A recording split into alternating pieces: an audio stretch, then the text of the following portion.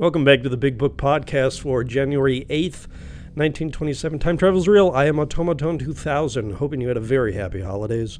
With me, as always, is Dan Javin. Dan, were you on Santa's nice list this year, or did you get a big lump of Command Psi in your stocking? I regret to say that there were no other games worth spending on, so I just bought Skyrim for the 11th time for myself this year.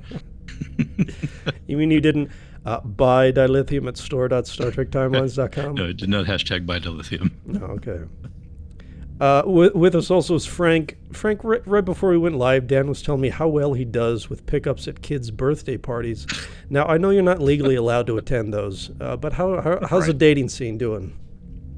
Well, you know, I do miss going to, I used to call it Ben and Jerry's Dave and Buster's, because they had a really great little game. It's a Star Trek game, and they've got trading cards in it. And you sit at this little booth, and you put quarters in, and you shoot quarters, and you try and win these trading cards.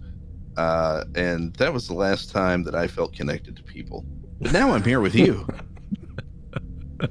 I'm giving you a great big virtual hug, Dan. And that does bring to mind a good old times at Chuck E. Cheese's, walking with armfuls of those little paper tokens that you needed like 1,500 of to buy to get anything decent.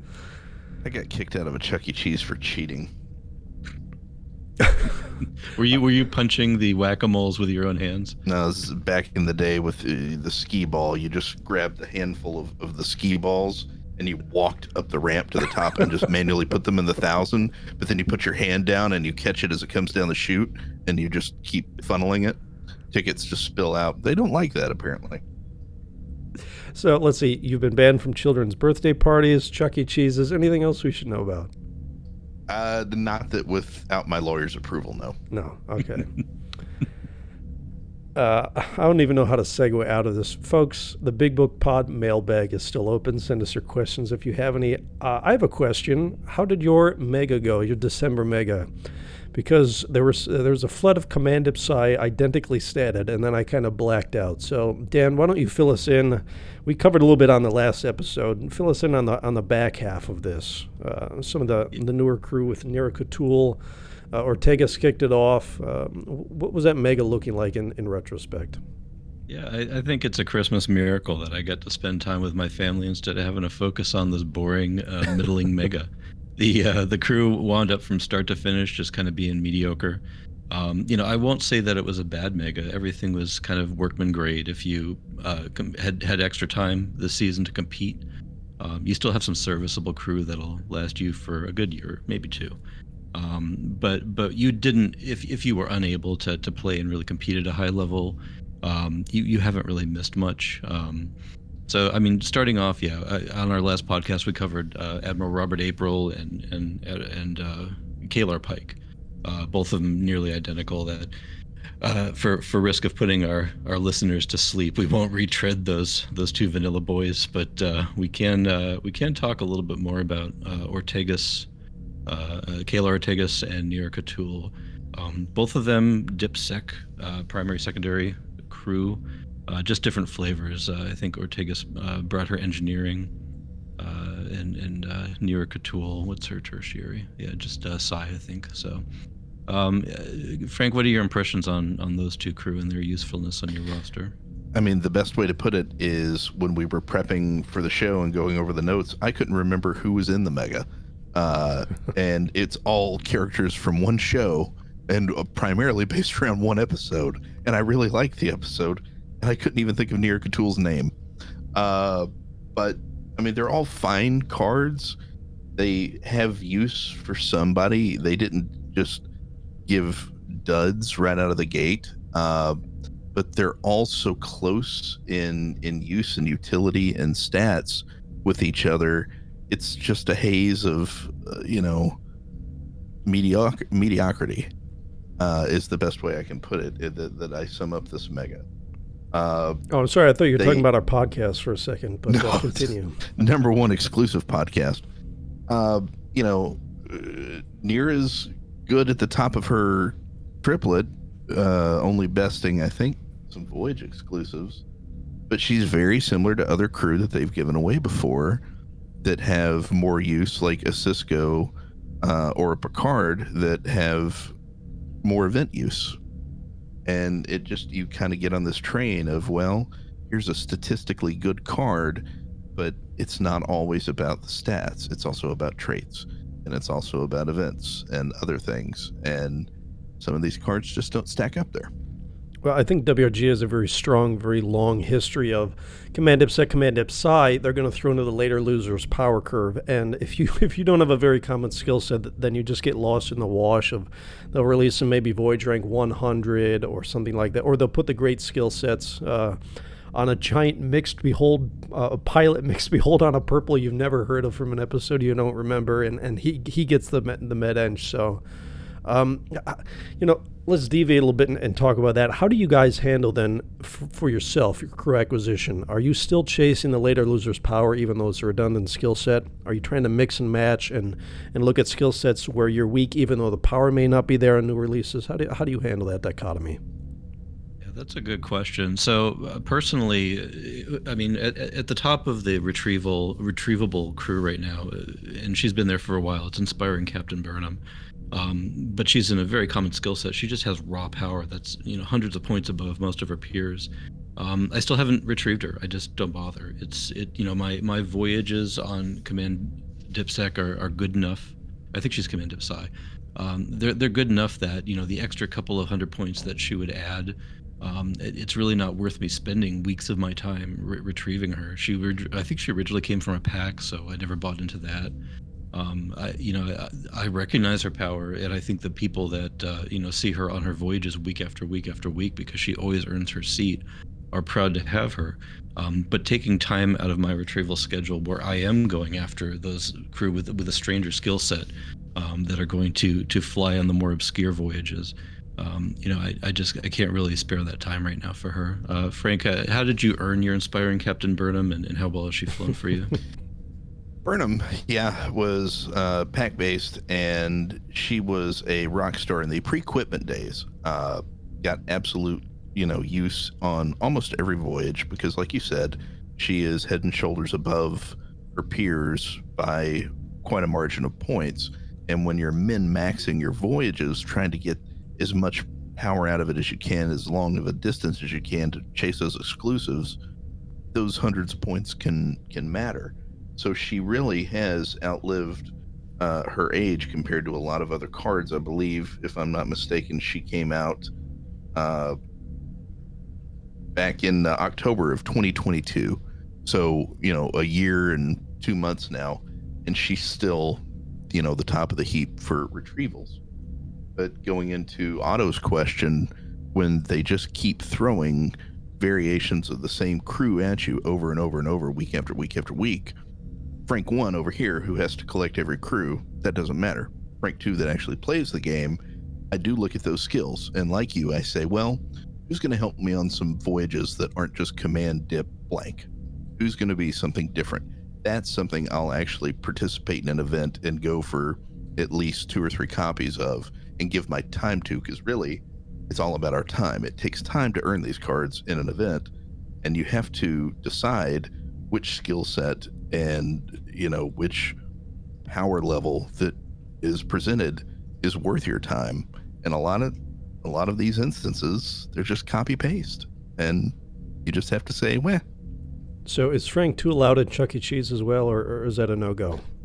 That is also a no-go. Okay. I wondered how many incidents you could possibly have. Frank has a mustache, okay. And no. They figured that out quick. Yeah, the Homer Simpson meme. It's funny that you bring up Inspiring Burnham, because I actually retrieved her just on the back of her 5 collections, and I thought the Voyage power will be a nice to have, because of course you will use her with that great power. The issue is, value over replacement. I think I came up with value over replacement talent available just so I could use the acronym VORTA, because I am such a Trek nerd. But the point is, you have so many command dips. And actually, I wish I'd looked. I wanted to look this up before we hit the record button. In the last, year, the most common skill set releases command dip side by 3 times more than the next closest skill set for gold. So while she is great there, you will get a great command dip side Voyager almost every week. In fact, this mega that we're talking about, you had multiples, including a 4/5 for free. So Yeah, it is tough because obviously you want skill power that will endure, like Burnham has, but also in a skill set, if possible, that won't be copied by every other crew to come out. So, folks out there in Radio Land, if you figured out which ones to target and why, drop us a message and let us know, because I think we're still all trying to figure out a rhythm that works for us. Now, if we can move on, speaking about other Command Dip side crew, like this is going to be the whole podcast, let's hit on Admiral Pike. Frank, I'm going to throw this to you because this is so funny. On BigBook.app on his crew page, it says he was introduced as a giveaway. Now, is that a half-truth? Is that a truth? How did that happen, Frank? Giveaway, just like the tickets at Chuck E. Cheese. If you take it, they'll give it to you. So gather around the campfire, kids. Back in July and even into June, there was supposed to be an event where we introduced Admiral Pike from an awesome episode of Strange New Worlds and the Paul Wesley Kirk as he appeared as captain of the Farragut on the show. And that event was delayed because of art approval, and allegedly it was for this Pike. And, the actor strike was going on, so there wasn't a lot of wheels moving in Hollywood and blah, blah, blah. So come to pass, the Elusive Treasures pack comes out twice a year, and that came out with the artwork for both the Paul Wesley Kirk and for Admiral Pike. And in the pack description, it said you can get Admiral Pike or Paul Wesley, but they weren't in the vault, they weren't in the game, and they weren't in the pack. So people bought Elusive Treasures and said, oh my God, new card. No.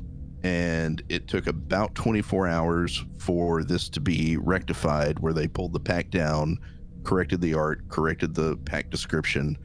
Houses were burned and a meteor struck the earth and killed off the dinosaurs. People moved on. And the compensation was, if you pulled the Elusive Treasures pack so many times, they would give you a copy of Paul Wesley Kirk. And if you pulled the big pack, which was like the 6,500 dilithium, they would give you a copy of Admiral Pike. But I think you had to pull like 3 just to get a copy. And then after that, so many packs, you would get a copy. So that's how he was a giveaway. All right, now in our notes, I see, once again, guest star and inspiring Captain Burnham. He is 200 points behind her. Now, I think when he originally released, or when we originally data mined his stats, he was quite strong. I think tier 2 is what we had him in the shadowy staging server Big Book, which only I and 2 other people have ever seen.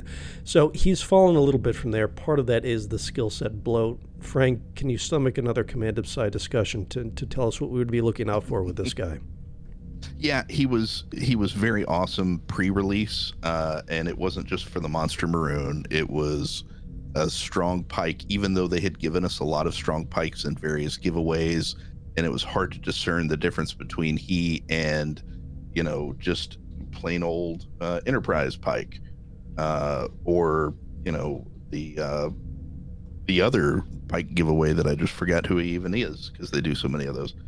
And then by the time he was released, he had dropped down the ranks because, as you said, they just happened to love the skill set so much. He still gets events. He still, can be put through the ringer with equipment and made stronger, but he's not, other than his high dip base, which it's all about the big base. I believe he's still number 6 dip base currently. So he stands out there.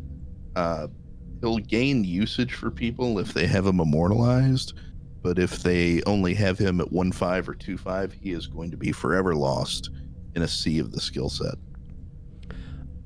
Dan, before I throw it to you, I got to interject here a little bit.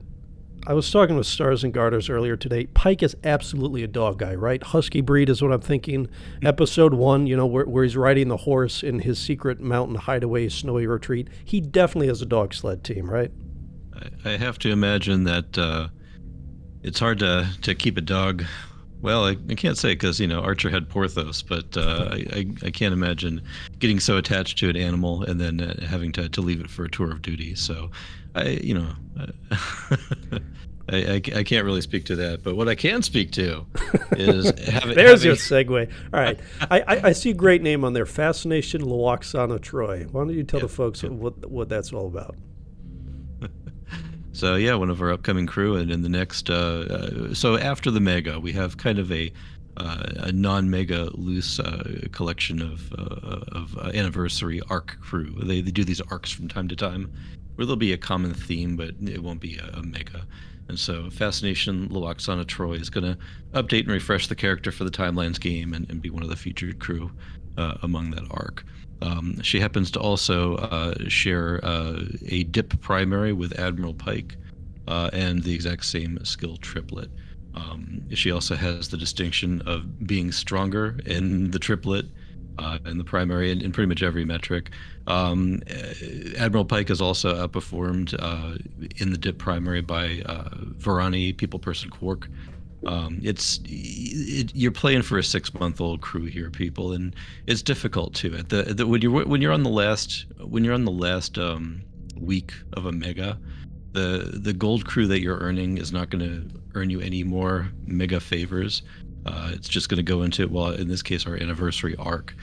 So it's generally going to be a little bit of a kind of a decent finish, but not a real high energy event, and even less so when you're playing for a crew that not only people probably already have if they jumped on the free crew bandwagon that Frank had mentioned, but it's a tough sell. I'm a little disappointed, but I still like my Pikes, and yeah, Frankie mentioned the other free one, Chef Pike. He still gets, in fact, he's on shuttles right now for me. These are usable crew. He's fine. And whenever you got a big name, especially for a live show that they're still actively printing for, he's going to see a lot of use going forward. This won't be the last Strange New Worlds mega we have. I'm certain of that. We'll get another one in the next year as this show continues production.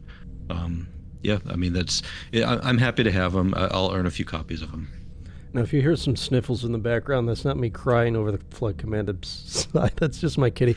Speaking of science, no greater scientist in the universe than the former military general and overall butcher, Dak'Rah. So if we can go from old card to new, what in the hell has he done to deserve science? Because he is the butcher of hundreds of thousands of people. He engages in honorable ceremonial combat during the episode. No security. He's got to have science. So I'm broken before we even started. Great episode. And the art is very strong too, but another command psi. What makes him worth grabbing in the flood of crew of that skill set? Quickly, the village shall not be destroyed. Louder, so they can all hear. The village shall not be destroyed. Despite our fears, we shall stand our ground and face the Dak'Rah. Despite our fears, we shall stand our ground and face the Dak'Rah. The village is strong, more powerful than the Dak'Rah. Together, we use that power to drive it away. Drive it away. The Dak'Rah is defeated. Dude, I remember that episode. O'Brien never looked more like a potato than he did in that episode. It's so lame. It's like one of those DS9 filler episodic things. It's a fun watch, I guess. All right, so Dan, are we going to see you on the mountaintop with your staff and long white beard, with lightning striking behind you as you try to event for Dak'Rah? Is that what's going to happen? No, that's my sentiment that I'm going to try to do my best to keep him out of my roster. Okay. I've already got this guy 10 times over. What's there to say here? I think we could just start saying Command Dip Psi, and that'll be our entire review. That would certainly cut down on things. Frank, the one thing I did note here, 3 collections, and then a few more in the hopper, Ambassador, Duelist Tactician. It's increasingly common, of course, to see 4, 5, 6 collection crew. Does that at all elevate him outside the skill set and kind of lack of regular main cast events? Unfortunately, no, because you would think Klingon would have some sort of weight as a collection that he would at least help you fill. However, as you asked, why even grab him? Well, I'll sell it to you, much like sell me this pin, sell me this Klingon. He will be in very limited company of Klingons in the game that don't have security. The Butcher of Jagal does not have security, even though he's not the Butcher. Spoilers. Caretaker Torres, who is a Klingon abducted and wakes up in a med bay wearing a sheet, has no security. I can agree to that. Chancellor Azatbur, whose father was brutally murdered, and she is trying to keep her crumbling empire together while a one-eyed man spouts Shakespeare, has no security. That I believe. And then the greatest Klingon of all, Kalhaya Sisko. Hold has on, no you got to do security. the Geo chap when you say his name. Kalhaya, for Big Book Plus subscribers watching the video. The animated series Disarm. Yeah, that's right. Yes. He's just knocked the phaser out of his hand. God, I had slept and forgotten that. All right, we're crossing the streams. I'm back to Dak'Rah. Yes. Watch on Trek coming soon. So, I mean, really, I'm going to steal from Stars and Garters. Who is this card for? Because, I mean... Yeah, so it's funny because the first thing I did when I saw this... well, when I saw the art, I sent it to Stars. I'm like, what the hell is the weird like marker shading around his feet? It looks like it's completely out of place. It looks like someone just took a Sharpie and drew around his feet. And then the second thing is that we all laughed at the science because why would he have it? And actually, it's weird to say, but if you were Command IPSec, that would actually be a less common skill set these days among newer crew, and might even help him out in some respects. It's funny that you mentioned Azad Burke, because I thought about her. There was a small to-do when she was released, because her crew name was just Azad Burr, and everyone's like, oh, what about all the other chancellors? Why don't you, consistent naming, call her chancellor? Why is this guy not General Dak'Rah instead of just Dak'Rah? And I'm asking this because that's actually might be the most interesting thing about him. I was pleasantly surprised they didn't just call him the Butcher of Jagal Dak'Rah, because that would be even worse. I think that might have broken a few spreadsheets cells trying to fit that whole name in there. So, yeah, and I hate to say it because I absolutely adore the episode, and the characters is just superbly played. I'm not seeing anything that I particularly want on my roster. Now, as an event reward, I'll probably, try to grab a copy or two just for the collection value down the line. Those quote-unquote free stars week to week do add up in the long term. But he's not someone I would ever cite. He's not someone I would pull a pack for. Probably not someone I would ever retrieve unless he does hit on that collection number 5 or 6 down the line. So I guess sort of a filler card, but from an episode that's very much not filler. Gentlemen, any closing remarks before we move on to what will probably be another Command Psi crew? Nothing to write Kronos about. Well, surprise, surprise, surprise, not Command Psi, Dip Psi Med for Festive Guinan, the campaign reward. And a crew that we did skip over earlier, Quality of Mercy Chapel, who recently came out. In the realm of voyages, rank 116 by raw power. Festive Guinan tops her quite a bit at number 17.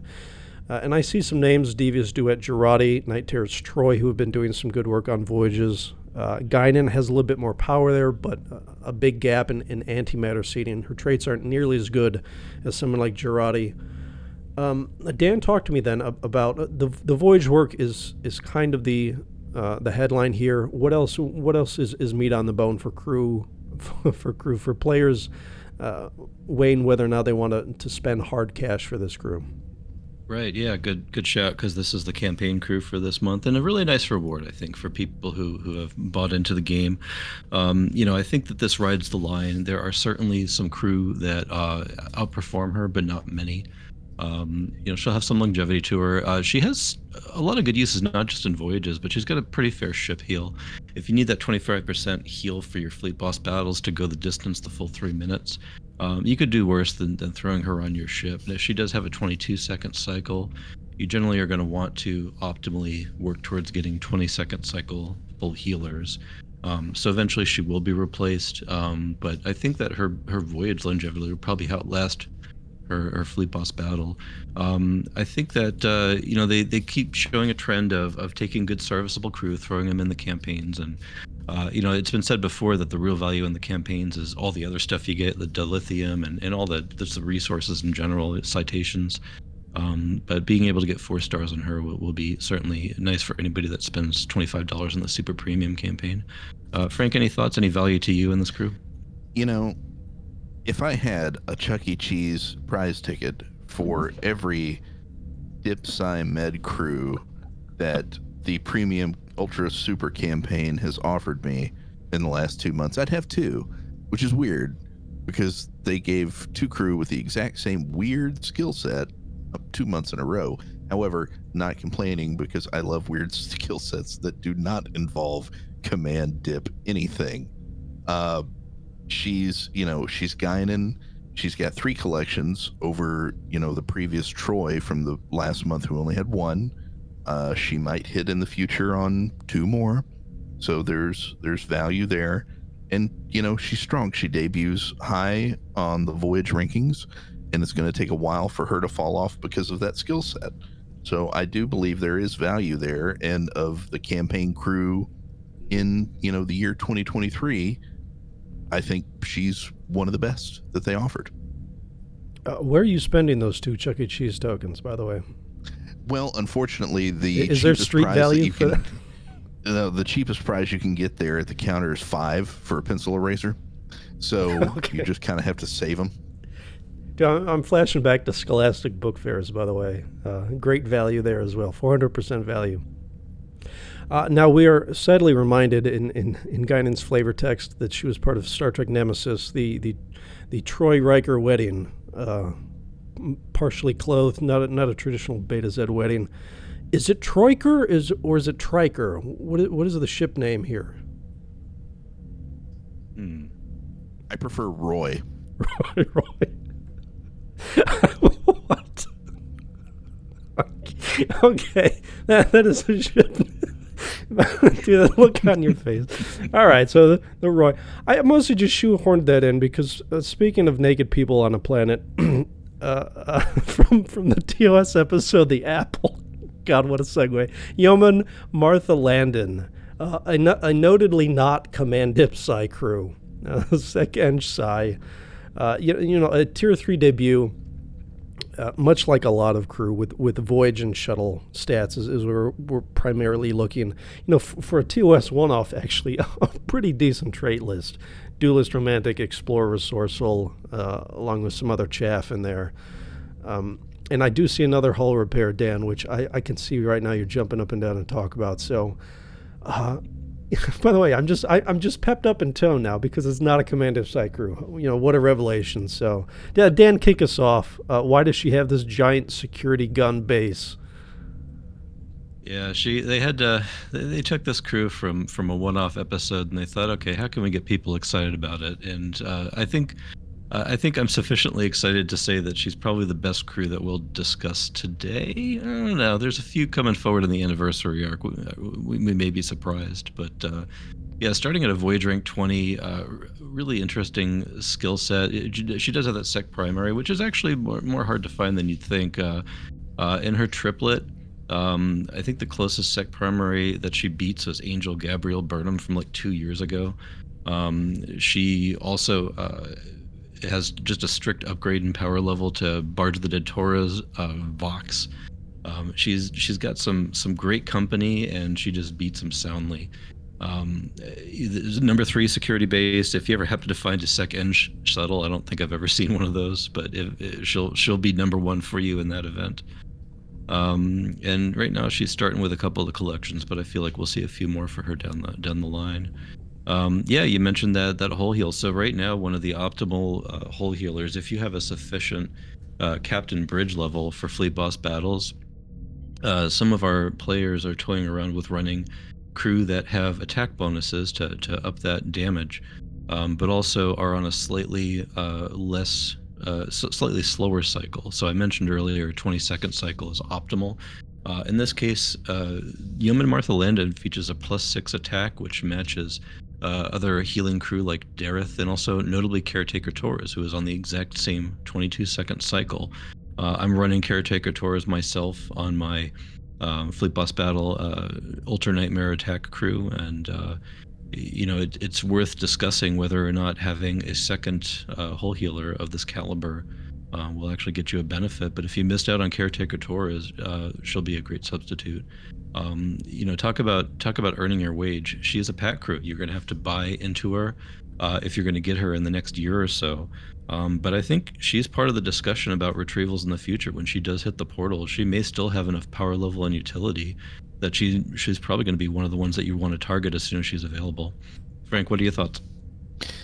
The final release crew of 2023 and they went out with a bang. The best Tuesday pack crew of at least half the year. She's crazy good, at least from my perspective. If you haven't been listening to the podcast so far, we love unique skill sets, or at least non-standard skill sets. She's got that. She's got absolute raw power. She's got voyage utility. She's got ship utility and fleet boss battle utility. A little light on collections, but those can always come through in time. They've done real well.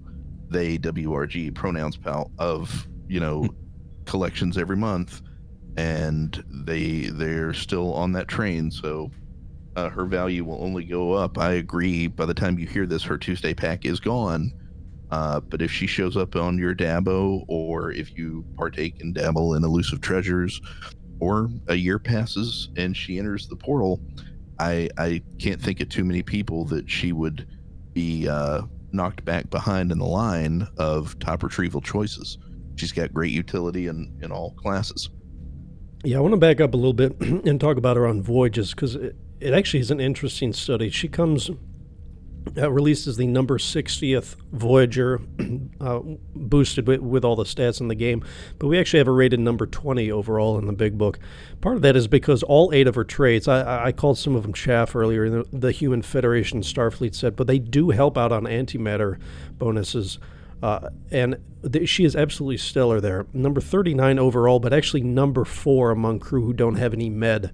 The reason why that matters is the med seat has a smaller pool of traits that hit, that are very common, physician, Human Federation, Starfleet, common to crew with med.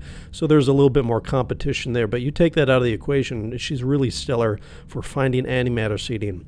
And some of the names, like you mentioned, Angel Gabriel Burnham, or I remember Lucan being like in the teens for voyages. Now they're down in the 150s, 160s, and 180s. So this is a much-needed power refresh from crew who are a few years old, and just fantastic Voyager overall there. Sometimes people see Command Dip or Sec as the primary and think that it's not as good, but actually all the supplementary stuff, the traits, the skill order, and the skill set there make her a very strong Voyager. All right, now that the show's picking up a little bit, some more good news in your stocking. No, wait, that's Chandra. I can't make that reference. There are new traits coming to Timelines. Let me quote from the esteemed STT community admin account. Greetings, Captains. We are gonna be adding festive, playful, compromised, and vengeful as traits to support additional design. These traits are scheduled to be added along Q1. That may be a 5th trait, we're not sure. Live long and prosper, folks. So yeah, we have now this handful of traits, festive, playful, compromised, and vengeful, that we don't know much about. Presumably they're going to slap them on about half the crew that actually need it and miss the other half. A couple of the crew we've already talked about: Festive Guinan, Festive Lwaxana, Troi. Surely those are locks. Gentlemen, who else are you seeing? Perhaps some low stat, low trait crew who might benefit. Who else are you seeing picking up these new traits? So I don't know about Festive. So I've got currently on bigbook.app. I've got the collection. Last time on bigbook.app. Last time on. The collections tab there lets you sort and search pretty well, and I'm looking at all of the 33-0 collection crew, and I couldn't pick out a single one that would be festive. So apart from the ones that you named, I'm not really seeing a lot of potential there. Maybe Bridal Deanna Troi. Bride Cassidy Yates, I thought maybe festive. Grecian Carolyn Palmas, maybe festive. Grecian Formula number 5 pajamas. Yep. Yeah, I got there. Timison, not festive. He's about to go kill himself. Not festive. But his family was going to have a celebration around it, right? That is he was true. supposed to gather with everybody. So. Right, folks. We're going to start the Trek on the episode with Timison. So spool up your VCRs and let's go in 5, 4, 3. All right. It's just another episode of MASH. Oh well. All right. He was on Frasier too, actually. David Ogden Stiers, and did a great job as potentially Frasier Niles' dad. But I digress. Frasier, watch. Yeah. Will Vengeful Laurel get the Vengeful trait? Do you think they're at least going to search keywords in the names when they add these traits? There's a betting pool that they're going to miss the Vengeful and the Festive people right now, and I'm not going to say that I'm trying to tank that betting pool by saying, "Oh, they'll absolutely get them all," but yeah, no, compromised Arium won't get compromised. I mean, it just the jokes write themselves. So B.G. Robinson, another notable Zero collection crew, whom I've airlocked a number of times amongst both of my accounts. Terry Hatcher, right? So certainly she would get the playful trait, but do you think Akona actually compromised her? Okay. Don't make me start editing this podcast, please. I assume you put your kids to bed before we started recording, right, Dan? They're not going to walk in on you. No, I'd make another joke that would get cut. But I will say, okay, so if this doesn't happen, there is no justice, or the devs don't play their own game. Captain Clark Terrell, which is a fantastic actor from a fantastic moment in a fantastic movie, Star Trek II, The Wrath of Khan, where he is infected with Khan's SETI eel in his ear, and he turns his phaser on himself. If he's not compromised, yeah, who is? Now, he could be Festive, much like Timothy, but he's got to be compromised. I would say Conditioned LaForge, also compromised. Yeah. For Clark Terrell, I think Festive, he did light himself up like a Christmas tree. So he did. I'm just going to cut this whole segment. This is staying on the cutting room floor. I cannot put this out to our paying Big Book Plus subscribers. Facer Rios. Yeah, Facer. If ever there was a compromised Festive man. And playful. While you guys are still spooling up theories about that, we will drop a little bit more news here. There is a Betazoid collection coming. I believe it drops about a week after this podcast will. So speaking of Zero collection crew, you have Commander Troi and Bridal Deanna Troi, legendary crew who have none. And then the rare and common versions of Troi only have just that rarity collection. So there's 4 more crew that'll get something. Hilariously, the only Betazoid crew who aren't either Deanna Troi or her mom are Lon Suter and Tam Elbrum. So good for those 2 Tier 9 crew. They'll get a little bit more value. And I believe it's a collection that only has 10 up to milestone 10 on release. They may change that ahead of time, but if it sticks at 10 like Royalty did, that means you can finish the whole thing without needing any gold crew immortalized. So more good news for our newer players. Folks, have we thought of any more festive, vengeful, compromised, or playful crew in the meantime? Yeah, I mean, you can make an argument for most of these in some way or another. I think that's why they've gone with these 4 adjectives, is that they just, they are vague enough, kind of like the displaced trait was when they added that. God, it must be 2 years ago now. Vague enough that they can apply them to a wide swath of crew while still leaving others out, arguably. It's the real question is what we're coming down to is, Otto, which do you think Dreamwalker Chakotay will qualify for? I think Festive, because he's holding the Festivus pole in his hands. He's got a lot of problems, and you people are going to hear about him. But before he dances around that, so what you're saying essentially, these traits are Resourceful 2, Resourceful 3, Resourceful 4, and Resourceful 5. They don't mean anything. They're just going to add collections for them and then put them on crew to add value. Is that where we're sort of headed? They're going to put Playful on Helmsman Wyatt because he's playing Worf's favorite game, Ramming Speed.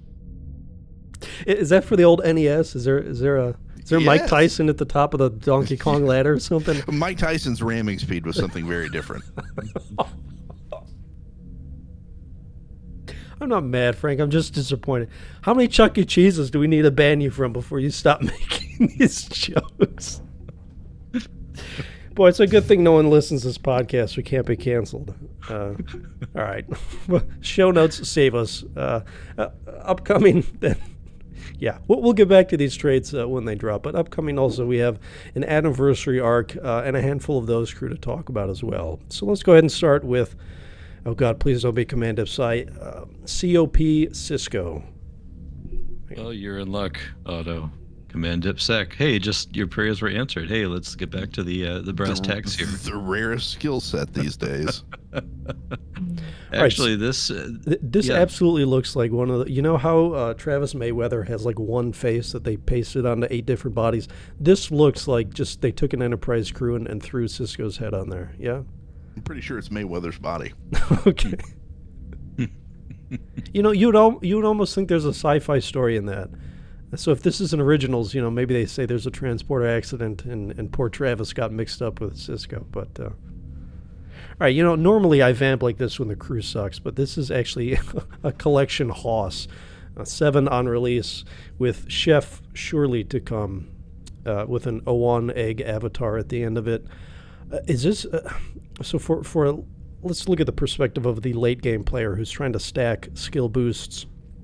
Is this kind of an auto cite, an auto acquire, auto citation crew? yeah, without a doubt, the most valuable citation on this crew is going to be the one that you add after you get all your other copies from the giveaway. Being a common skill set, a voyage power that's behind the curve. All of the value here is going to be in making sure that you can finish and then either freeze him if he's just behind your voyage capabilities, or just getting those collection ticks. Some of the collections are non-stat boosting, but it's remarkable how many traits they've given him. And this is just off the heels of us talking about how almost all of the crew released in the past 6 months, maybe even a year, have been precisely within the range of 6 to 8 traits. And now all of a sudden here comes C.O.P. Sisko with 10 traits. It's just an outlier and a really nice reward for the people that are playing the game, intensely enough to get all 4 copies of him. There are some sources of free gold citations now. If you're earning high enough in the fleet boss battles, they drop a few there. Certainly some of the collections at higher levels give you that. He just feeds into that. So if you're already running for those collections, you probably already have a few sites laying around to give to this guy. Yeah, I don't want to get too much in the weeds here with these skill sets because they do end up being kind of redundant. But notably, he has 9 antimatter traits. That is a massive haul. Again, another non-med crew in the top 30 of antimatter seats there, or antimatter chance. And he's also in a particular skill order, which is not terribly common. 2 other crew in the top 200 unboosted. Commander Demos, who had not a great trait lineup, and actually I think it was released around Fencing Picard, who was a number 1 command upset crew, so kind of lost in the shuffle there. And then Brunt FCA, which you don't typically think of Powerhouse when you think Ferengi, so maybe you missed that crew. So being a giveaway card, getting multiple stars for free, I think a lot of players will end up seeing him voyage more than they might think for the skill set. So even though we love to rag on Commanded whatever, I think this one might be one of the ones, especially if you're citing him for collections, who ends up escaping that a little bit and will run on voyages for you. Frank, I know you have a loaded roster. What will Frank 2 and or 3 and 4 be doing with this crew? Frank 3 and 4 died in the parking lot of a Chuck E. Cheese. However, Frank 2 still plays and will absolutely side him. Of all the giveaway crew lately, I do sympathize with the people that say, well, I don't know if I want to give a cite to this crew because I don't know if there's a lot of value. You just hit all the notes. Why there is value in this crew. You check the boxes of so many different collections. And as a giveaway, he's really strong. And he's going to have use for quite a long time for anybody. And he'll voyage, he'll ride shuttles, the collections. He won't do Gauntlet, but, you can't do them all. All right, moving on to a significantly less interesting crew. Fascination Lwaxana Troi. I definitely didn't call her Festive Lwaxana Troi earlier. You cannot prove that. Command Psi. Are we going to bring this show to a screeching halt? Tier 3, but as I look at her, almost all that seems to come from Voyages, where, again, such a competitive skill set. She may age poorly, probably will age poorly, especially without a lot of supplementary help. Only 2 collections right now, only 12 events over, almost 8 years of the game, so not a great portfolio otherwise. Dan, you're the hull repair guy. I'll throw that to you. 20% instead of 25 and 22 seconds instead of 20, but an attack boost. Is this sort of a crew that newer players might try to pick up as a stopgap, or is she not worth the stars? How do you approach that? Yeah, well, I mean, she'll be our recurring mega card, so new players are certainly going to get 4 copies of her. But with talking about the hull repair, your first copy is going to be the one that gets you online, and then from there it's all just about increasing your bonus stat. And in this case, since she has an attack bonus, yeah, those extra stars are really going to come in handy. For the same reasons we talked about earlier with Caretaker Torres and her replacement, the new Guinan card. We're going to have some good use out of this. But the problem here is that these suboptimal hull repair crew are only good for really end game rosters that have maximized all their bridge levels. So for somebody up and coming, this may fill a gap, but you really need to be retrieving Dareth or another really quality hull repair crew with an attack boost, just to make sure that you're squeezing every point of damage out there to hit your thresholds in as little valor as possible.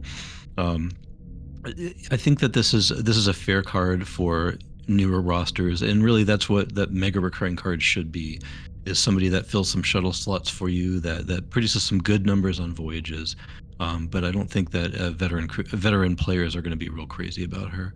And I take issue with you saying that this crew aged poorly, because Majel Barrett was a treasure and aged gracefully. All right, I will not parry that. I will support that with a good statistical point.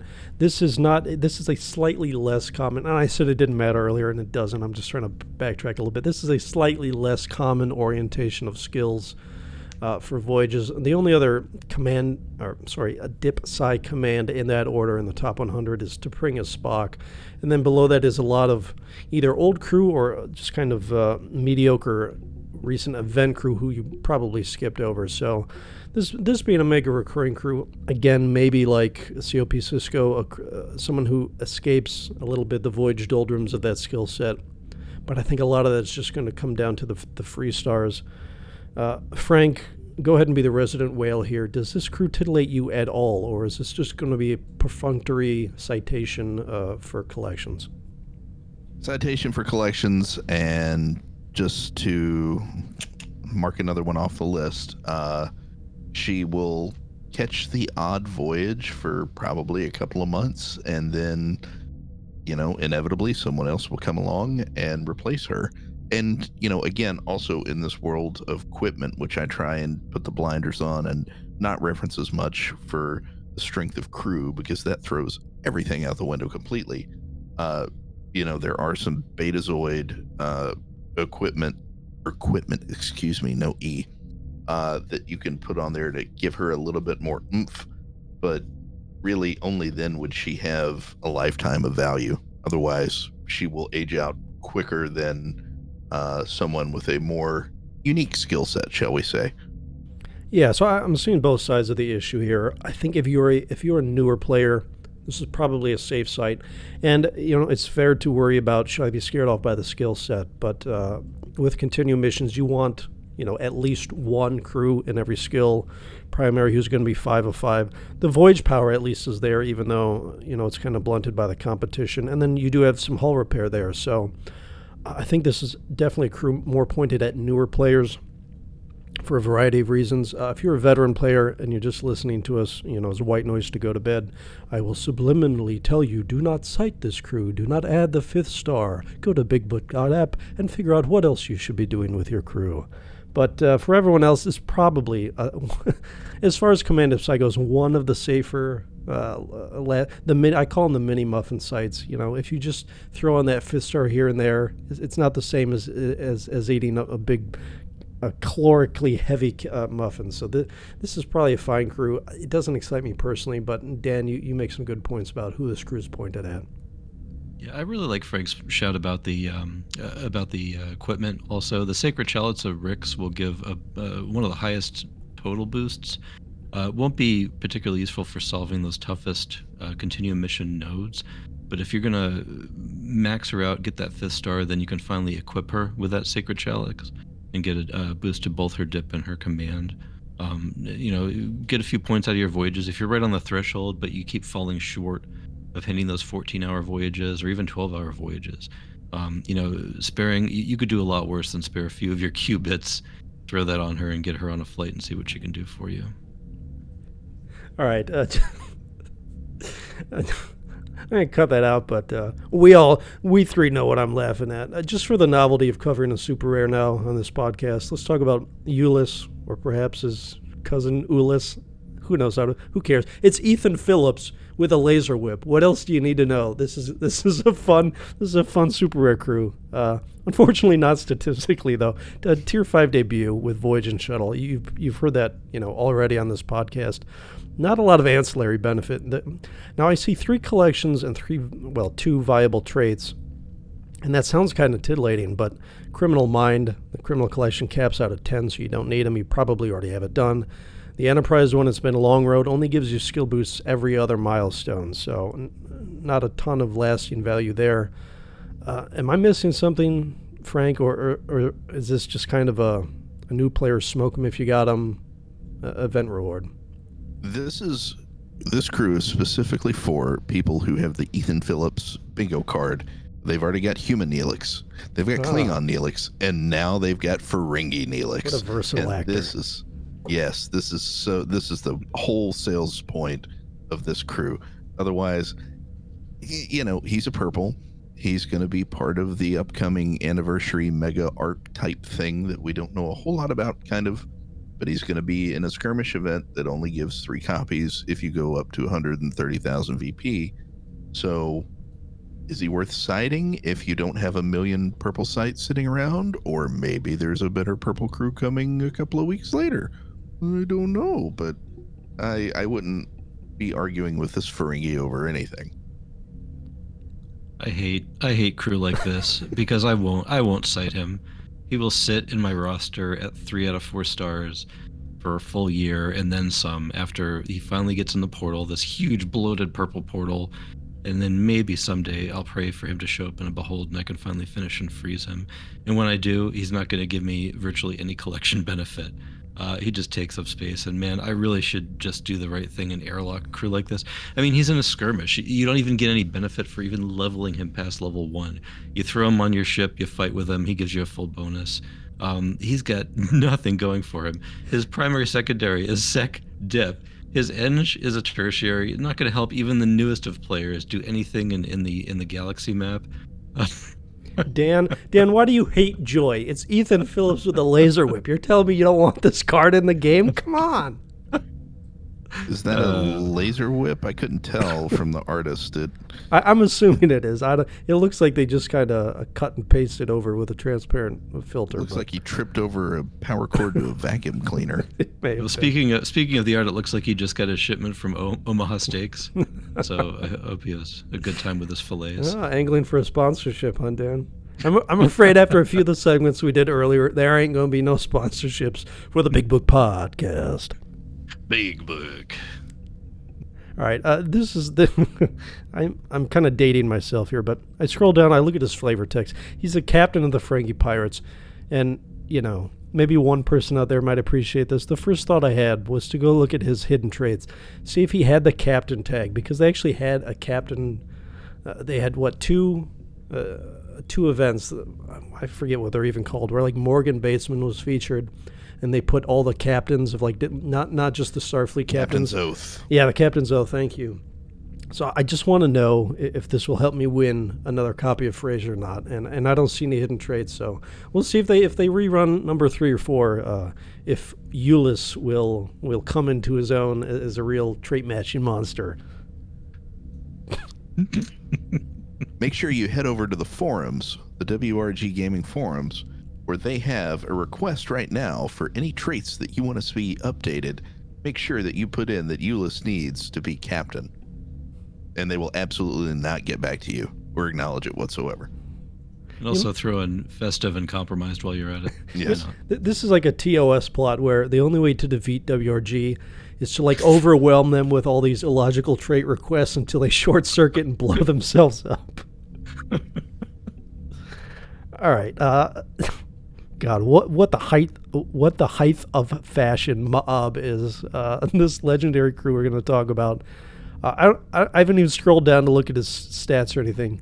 Look at those ankle warmers. Isn't that fantastic?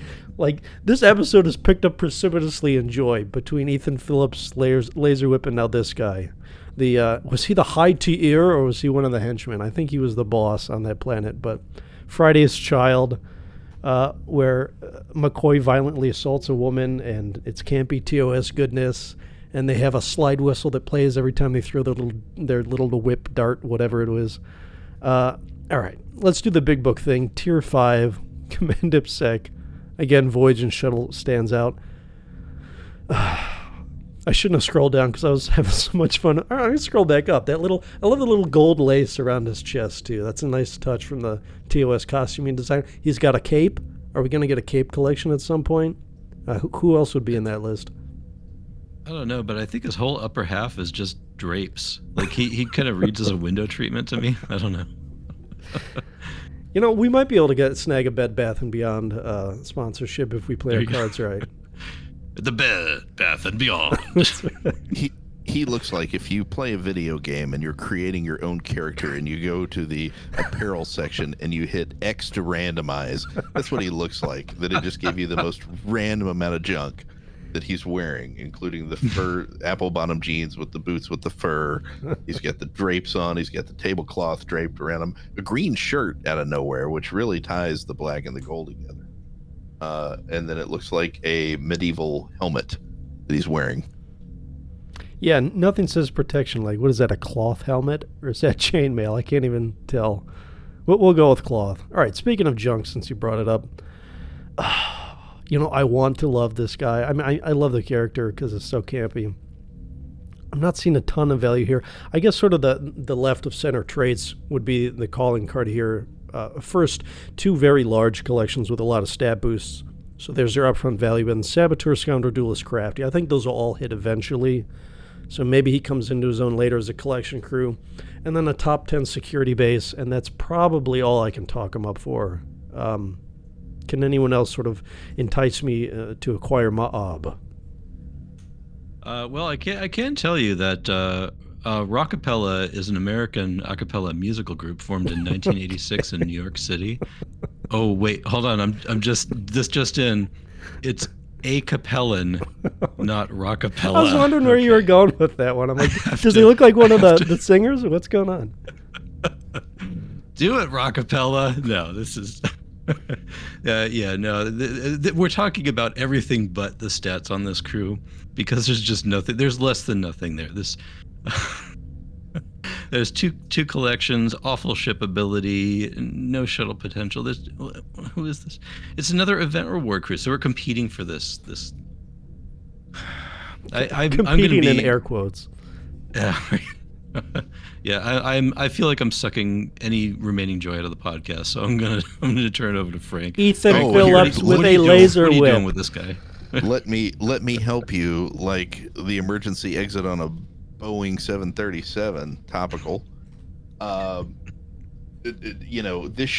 Big Book podcast should become the Where in the World is Carmen Sandiego podcast because at least that's a better game. Speaking of Rockapella. The only thing good about this guy is his art, and he looks like an animatronic at a Chuck E. Cheese I was banned out of. Everything else is just bland copy-paste. Yes, he might have some collections in the future. Yeah, he's got traits, but boy howdy, you could throw a rock and hit a lot of people in the head that are, sec command dip, that are otherwise unremarkable. He's a one-off. He'll never get a variant. He will be in your odd shuttle event in the future where the event trait is Scoundrel or Saboteur or something. His security's high enough if you have him immortalized. Maybe he rides a shuttle.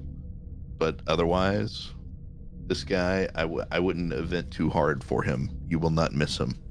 All right, I'll be the degenerate in the room. Because when I'm looking at completing collections, some of the ones with higher tiers, like resourceful, communicator, cultural figure, they have at the end of their milestones actually some still some juicy stat boosters. So him hitting on 2 of those and just my general love of the character, I could definitely see myself citing him at some point in time. But, you know, if we're trying to be unbiased and objective here, I definitely would not recommend that.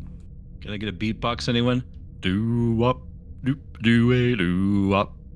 Moon, blue moon, blue moon. Dip, dip, dip, dip. Wow. Actually, I did make that joke once because we had like 8 crew in a row with dip primaries. So I think I made the do up dip dip dip dip joke at one point. Nice. All right, so as we workshop our acapella outro for next week, I swear we'll have it, folks. Tune in. I swear we'll have it. I just dug myself a hole. Thanks for tuning in to Command Side Watch. There are a few interesting crew. Apparently, Yeoman, Yeoman Landon or whatever, is like the most impressive crew to come out in the last 6 months. So make sure you snag her, and maybe Ethan Phillips if you're feeling frisky. Outside of that, this is the winter of our discontent. Look forward to, I guess, some fun giveaways in January from them. And keep listening to The Big Book. Sorry, Dan, go ahead, give it to me. The Big Book App podcast. All right. For Frank, we got to tap you for that too. We'll put you in the, you know, you can be our soprano in the doo-wop group that we start. I think that would be right up your alley. Thank God the mic cut out for part of that. We'll see you guys next time.